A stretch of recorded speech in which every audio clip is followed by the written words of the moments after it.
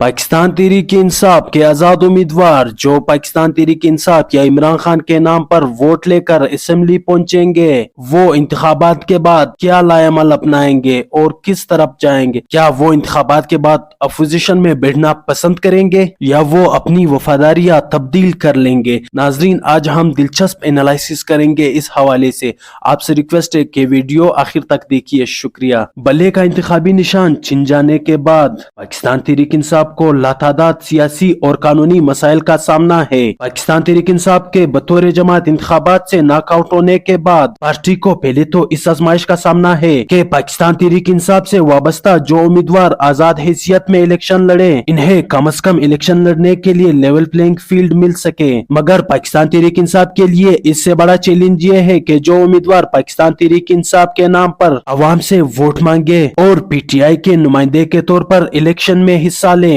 वो इलेक्शन के बाद सियासी वफादारी बदलने के बजाय पाकिस्तान तहरीक इंसाफ के साथ ही खड़े रहे। पाकिस्तान तहरीक इंसाफ के लिए ये सूरत हाल किसी आजमाइश से कम नहीं है, क्योंकि पीपल्स पार्टी IPP समेत दीगर जमातों ने पाकिस्तान तहरीक इंसाफ के आजाद उम्मीदवारों पर नजरें लगा ली है। दीगर जमातों ने पाकिस्तान तहरीक इंसाफ के आजाद उम्मीदवारों पर नजरें लगा ली है। ये मामला इसलिए भी अहम है क्योंकि ये सवाल अब भी बरकरार है कि पाकिस्तान तहरीक इंसाफ के आजाद उम्मीदवार कामयाबी के बाद बतौर पीटीआई अरकान असेंबली में बैठ सकेंगे या नहीं। बहरहाल इस वक्त कई जमातें इन्हीं आजाद उम्मीदवारों से आस लगा बैठी है। किसी का दावा है कि वो आजाद उम्मीदवारों के साथ मिलकर अगली हुकूमत बनाएंगे, तो किसी का दावा है कि पाकिस्तान तहरीक इंसाफ के सिर्फ वो उम्मीदवार जीतेंगे जो सियासी वफादारी तब्दील करने की गारंटी देंगे। यानी इलेक्शन में तो मुख्तलिफ जमातों का इलेक्शन डे पर एक दूसरे से इंतखाबी मार्का होगा, मगर इलेक्शन डे से ज्यादा दिलचस्प मार्का इलेक्शन डे के बाद होगा, जब वो मुख्तलिफ सियासी जमातों की जानिब से वफाक में हुकूमत बनाने के लिए पाकिस्तान तहरीक इंसाफ से कामयाब अरकान को तोड़ने की कोशिशें की जाएगी। यानी इलेक्शन के बाद हॉर्स ट्रेडिंग का दरवाजा खुलने का इम्कान है। अहम बात यह है कि सिर्फ वो जमातें पाकिस्तान तहरीक इंसाफ के आजाद उम्मीदवारों पर नजर जमाए नहीं बैठी जो पाकिस्तान तहरीक इंसाफ से अलग होकर कायम हुई थी। इस हवाले से चेयरमैन पाकिस्तान पीपल्स पार्टी बिलावल भुट्टो जरदारी ने यह दावा किया है कि पाकिस्तान पीपल्स पार्टी पीटीआई के आजाद उम्मीदवारों के साथ मिलकर अगली हुकूमत बनाएगी। पीपल्स पार्टी की माजी और साबिक सदर आसिफ अली जरदारी की सियासत की जोड़ तोड़ को देखते हुए चेयरमैन पीपल्स पार्टी बिलावल भुट्टो जरदारी का यह दावा बहुत मानी खेज है, क्योंकि वैसे तो इस बात का इम्कान बहुत कम है कि पीपल्स पार्टी पंजाब में नून लीग को ठप टाइम देकर खुद वफाक में हुकूमत बनाने की पोजीशन में हो। मगर अगर पीपल्स पार्टी पंजाब और KP में पाकिस्तान तहरीक इंसाफ के आजाद उम्मीदवारों को तोड़ने में कामयाब रही तो नून लीग को मुश्किलात का सामना करना पड़ सकता है।